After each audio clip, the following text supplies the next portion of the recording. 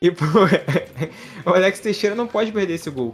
Mais uma chance perdida pro Vasco que pode afetar o futuro da equipe. Teve aquela do Piton contra o Inter, que também não pode perder, perdeu um ponto importante contra o Inter. E cara, talvez mudaria, talvez não, mudaria o jogo aquele gol do Alex Teixeira, sabe? Com O jogo tava certeza. contra o Botafogo. Sair dali com um empatezinho das circunstâncias que o Vasco tá, não seria Tava tão ótimo. ruim. Tava Seria ótimo. tão ruim com o Botafogo dominando o jogo. Mas enfim, queria saber de você, Vini, o que você achou do Vasco na partida? O que você espera do Vasco? Como pode melhorar? Tem reforço chegando? Tem nome de técnico ventilado? Queria saber de você. Fala um pouco do Vasco aí pra gente. Cara, então, como você bem trouxe, cara, o Vasco ontem jogou meio que sem padrão de jogo. Parecia nervoso por conta do clássico, né? E pelo atual momento que vem vivendo o Botafogo. Entrou nervoso o time, entrou como um bando em campo. Sejamos realistas, né, aqui. E é complicado demais. Os principais jogadores, né? Um dos pilares que vinham sendo Jair e Gabriel Peck, ambos fora, ambos desfalques do Clube de Regatas Vasco da Gama. O time já não é bom.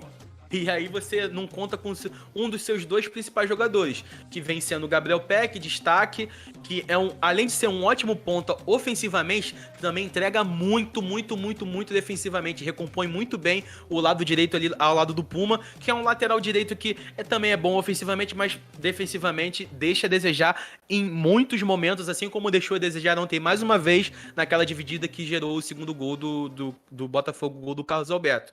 Então você vê um Vasco defensivamente inofensivo, em muitas das vezes, por conta disso, como você trouxe. É difícil a gente falar do CPF, né?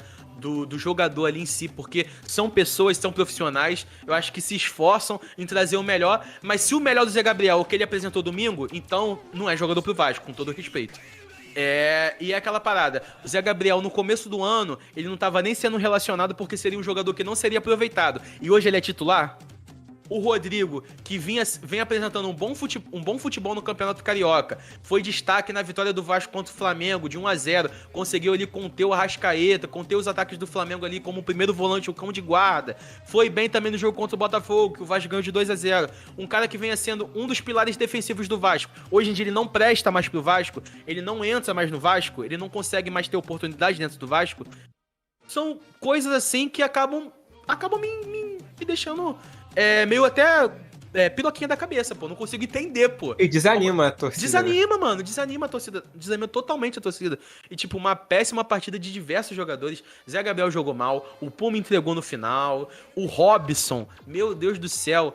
Cara, numa só jogada, ele conseguiu quase ceder o gol ao Botafogo e ainda amarelou o Léo, irmão. Porque o Léo teve que matar a jogada puxando a camisa, jogando no chão, senão seria um gol do Botafogo logo no começo. E aí saiu o Robson, entrou o Capasso, que eu não sei também por que é banco dentro do Clube de Regatas Vasco da Gama, e fez uma partida decente. No que foi esperado do Capasso, ele jogou bem.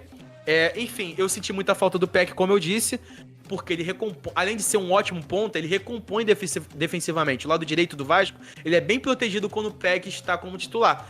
E é aquilo, com o Orelhano, acaba não acontecendo porque o Orelhano não tem as características que tem o Peck. O Orelhano não é um bom ponta defensivo, ele não sabe marcar. Ele é muito sincero, né, nas coisas que ele fala. Ele não serve pra jogar de 10, ele só quer jogar de ponta direita, ele não sabe marcar, mas ele não tenta melhorar pelo que vem apresentando, o futebol que vem apresentando o Luco Orelhano. Maior contratação do Vasco na temporada, 20 milhões de reais pagos ao Racing e tal. Então, bastante complicado a situação do Vasco, como eu disse, inofensivo defensivamente e, rapaziada, não tem outra maneira de falar, inefetivo ofensivamente. Como eu disse, Pedro Raul ontem foi uma parede. Se colocasse lá um cone, como foi em 2014 com o Fred na Copa do Mundo, eu acho que seria a mesma coisa. Serviu apenas de referência. Serviu apenas de referência. A bola mal chegou? Sim, é verdade. Mas nas poucas bolas que chegaram a ele, a bola bateu e voltou, fez falta, jogou muito mal o Pedro Raul ontem. E eu acho que o Ryan, nesse time do Vasco, ele não é banco pra ninguém ali da frente. Não é banco pro Alex Teixeira, não é banco pro Pedro Raul. Eu acho que o Ryan, por mais que tenha 16 anos, ele é titular no Clube de Regatas Vasco da Gama. E quem fez uma boa partida, pra mim, na minha opinião, foi o Marlon Gomes, mais uma vez. Marlon Gomes, que vem se destacando cada vez mais nos campeonatos que vem fazendo pela Seleção Brasileira Sub-20, né? Vem sendo destaque, é titular na Seleção Brasileira Sub-20 ao lado de Anderlei Santos. E é aquela parada, rapaziada. uma andorinha só não faz verão. Por mais que ele tenha jogado bem, um só jogador, a não ser que ele seja o Messi, a não ser que ele seja o Cristiano Ronaldo, mas um só jogador jogando bem não vai adiantar de nada, já que 80% do time vem jogando mal. Então, é basicamente isso. O Vasco tá bem mal das pernas, podemos dizer assim. Se complica ainda mais. 2 pontos de vantagem do Goiás, né? Que é o primeiro ali da zona de rebaixamento. E complica demais a situação do Vasco, porque a cada rodada que passa vai ficando mais difícil do Vasco conseguir sair dessa situação. E quem está na beira ali da zona de rebaixamento, né, em 16º, é o Corinthians com 12, Bahia com 12, Santos com 13. Cara, então, complicado demais a situação do Vasco. Eu queria até te fazer uma pergunta em relação a isso, porque a sequência do Vasco é uma sequência dificílima. Eu queria assim saber, sendo, né? rapidinho, por você, vou pensar mais, você pode falar como torcedor, mas também seu lado mais profissional. Quantos pontos, talvez, ou quantas vitórias, ou até empate, você vê o Vasco tendo essa sequência que eu vou dizer aqui agora pra você? Pode falar. O Vasco no próximo jogo pega o Cruzeiro em casa sem torcida. Depois vai pegar o América Mineiro fora. Depois o Atlético Paranaense em casa. O Corinthians fora. O Grêmio em casa.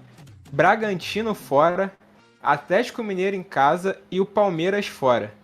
São jogos, sendo sincero, que é difícil pensar que o Vasco vai vencer alguns desses jogos aqui, eu diria até que quase todos, no momento atual do Vasco. Sim, pô. Pegando o recorte atual, o futebol que o Vasco vem apresentando, sem técnico, sem reforços até o atual momento, e mesmo que cheguem os reforços, talvez demorem para se adaptar, são jogos que o Vasco vai arrancar um pontinho ali de empate, pode-se dizer assim, talvez do América Mineiro, talvez do Cruzeiro, mas agora contra o Corinthians, por mais que o Corinthians também esteja em mau momento, dentro de casa, acaba tendo uma força a mais, entendeu? Contra o Palmeiras em casa, acho que eu não preciso nem falar. Red Bull Bragantino deu de 4-0 no Flamengo, entendeu? O Flamengo tava desanimado. O Flamengo tava desanimado, pipipipopopó, mas, irmão, 4-0 é um placar bastante largo, né? Podemos dizer assim. Não é um 2-0, não é um 1-0, entendeu? Então, tipo, tem a sua força também dentro de casa, por mais que o Nabi Chedi, né? É o nome do estádio, não seja. Nabizão não seja um caldeirão. Então, trazendo o recorte atual, é notório que o Vasco, trazendo, né, esse atual momento, vai somar poucos pontos. Vai pegar o Grêmio, vice-líder, em casa, o Atlético Paranaense em casa, mas são adversários chatos. Pode ser que até esse Atlético Paranaense, pode ser que eles venham poupando jogadores, não sei como é que vai estar o momento deles. Mas, cara, assim, pode ser uma sequência que pode, infelizmente, entre aspas, até decretar o rebaixamento do Vasco. Porque o Atlético Mineiro já é o segundo turno. Quando pega o Atlético Mineiro, já é o segundo Palmeiras e Atlético Paranaense, Em 2015, quando o Vasco caiu, o Vasco terminou o primeiro turno com 13 pontos. E talvez pode ser que aconteça isso novamente. Porque foi aquela parada, 2015. O Vasco fez um péssimo primeiro turno, terminou o primeiro turno com 13 pontos apenas, 13 pontos. E aí chega o Nenê no segundo turno, o Vasco faz uma campanha absurda no segundo turno, ganhou acho que quase todos os jogos em casa, foi pegando somente o recorte do segundo turno, o Vasco foi o segundo colocado no campeonato. Mas, entretanto, todavia, pelo péssimo primeiro turno que fez, acabou caindo para a segunda divisão. Então, eu acho que é algo que o alerta vermelho já tá ligado, há muito tempo. Desde quando a gente começou a tropeçar lá no começo, desde que a gente perdeu pro Atlético Clube tomando gol do Sassá, desde que a gente caiu pro ABC na Copa do Brasil, nos pênaltis, com Pedro Raul e Aureliano perdendo pênalti, desde que a gente tomou de 4-1 pro Flamengo. E mesmo assim, não batendo no peito, não, Barbieri fica. E a gente perde pro Bahia, a gente perde pro Santos, a gente perde pro Goiás dentro de casa. E aí, depois de todas essas derrotas, que foram expressivas, que expuseram na cara do torcedor todas as deficiências do Barbieri como técnico do Vasco, aí que eles voltam atrás, demitem o técnico, e agora, até o momento, desde a partida contra o Cuiabá, o Vasco não tem um técnico já contratado e tá contando com o William Batista interino, que a gente não pode chegar e apedrejar o cara também, porque ele não pediu pra estar ali. ele tá fazendo o seu papel, tá se esforçando, você vê ali à beira de campo gritando, pedindo, cobrando os jogadores, só que ele não estava preparado para esse desafio. Obviamente que ele é um técnico interino, ele tem que estar preparado para tudo, só que ele tem 30 anos, é inexperiente ainda, tá conquistando ainda seu espaço no futebol, então eu acho que é um fardo muito pesado para um cara que tá começando agora a carregar, entendeu? Então eu acho que o Vasco tem que a quanto antes, se pudesse anunciar agora o técnico, eu queria que fosse agora. Se fosse ontem, eu queria que fosse ontem que anunciasse o técnico. E também reforços. Gary Medel aí já tá engatilhado, já tá encaminhado. Também temos aí o Salazar, que o São Paulo recuou porque queria empréstimo com opção de compra e o Schalke 04 só quer vendê-lo. Estão dizendo aí que o Vasco está ainda na briga pelo camisa 10, que tem 24 anos apenas, então uma boa aposta, né, pra gente trazer. O Lanzini, a gente ainda não sabe o que vai acontecer, disse que daria uma resposta pro Vasco, que tá de férias aqui no Brasil, se eu não me engano, mas tá no período de férias, obviamente, e a gente não sabe o que vai acontecer. O Maicon já fechou, como a gente viu, e tal, o Serginho também, então vamos esperar que haja alguma melhora por parte do Clube de Regatas Vasco da Gama, porque da maneira que tá acontecendo, o que vai acontecer no final do ano, infelizmente, é o rebaixamento. Não tem como a gente pensar de outra forma, pelo atual momento do Vasco, pelo futebol que vem apresentando, pela inefetividade ofensiva e pela inofensividade defensiva. Entendeu? O Vasco é inofensivo. Perfeito. Lendo aqui alguns comentários que até concluem e agregam no seu pensamento. Ó, os 2 gols ontem nas costas do Puma. O fato é uma deficiência lateral direito do Vasco.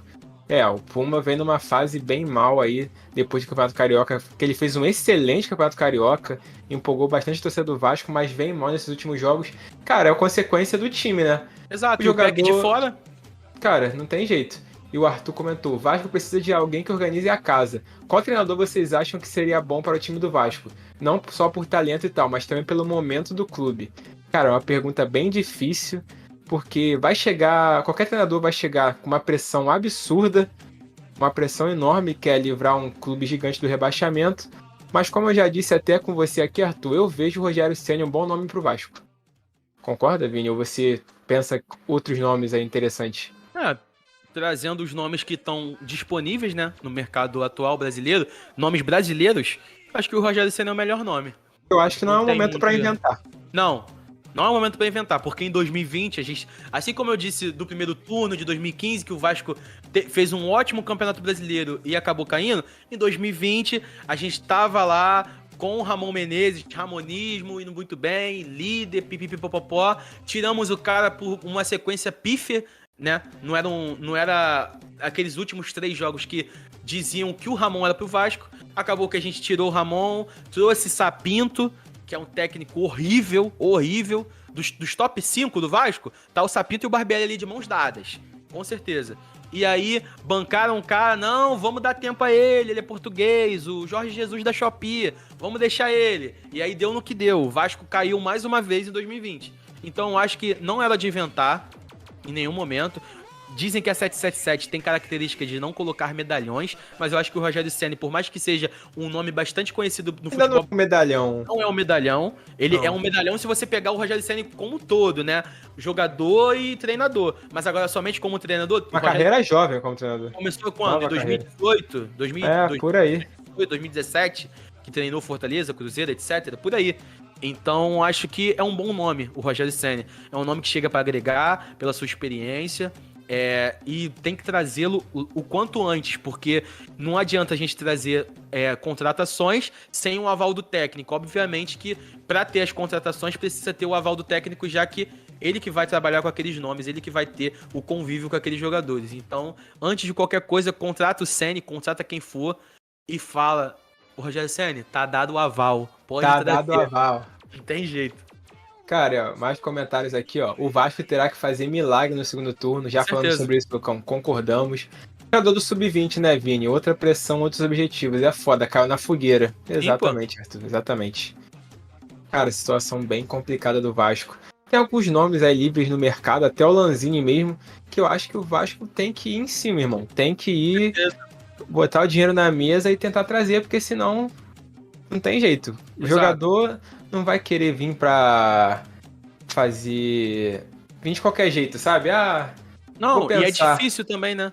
É difícil porque você prefere, hoje em dia, você prefere ir pra um Bragantino... Bragantino não. Você prefere ir pra um Atlético Paranaense, que tá brigando por Libertadores, Copa do Brasil, ou prefere ir pro Vasco? Atlético Paranaense. Entendeu? Você prefere ir pra um time que tá disputando campeonato sul-americano, seja a própria Sul-Americana ou Libertadores e Copa do Brasil, ou ir pro Vasco que tá brigando pra não cair? Entendeu? Nenhum jogador quer ter um rebaixamento na sua carreira. Entendeu? Então isso que é complicado, tá ligado? E é essa parada aí. Quem o Vasco tem que trazer nessa janela?